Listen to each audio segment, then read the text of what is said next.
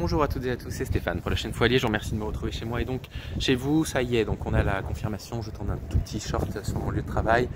Tous les prévenus au procès Mazan sont reconnus coupables et ils ont tous pris des peines de prison ferme sans aucune exception, y compris le jeune homme qui était pour récidive de viol en réunion, à qui on a reconnu un trouble du discernement. Alors trouble du discernement ne veut pas dire abolition du discernement.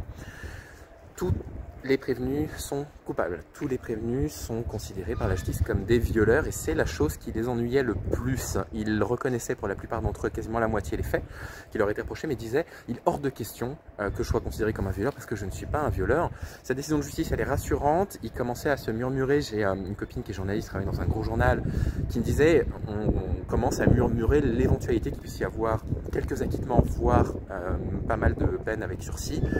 En réalité, c'est une décision absolument exemplaire qui a été prise et la justice reconnaît que voilà, lorsque vous avez des rapports sexuels avec une femme qui n'est pas en mesure de donner son consentement, vous êtes des violeurs. Lorsque vous avez des rapports sexuels avec une femme qui est sous soumission chimique, vous êtes des violeurs. Et cette décision, y compris pour ceux qui ont eu une peine de prison qui correspond déjà à ce qu'ils ont fait en détention provisoire et donc qui ressortent libres, eh bien, ils sont reconnus par la justice comme des violeurs. C'est une bonne décision, c'est très rassurant.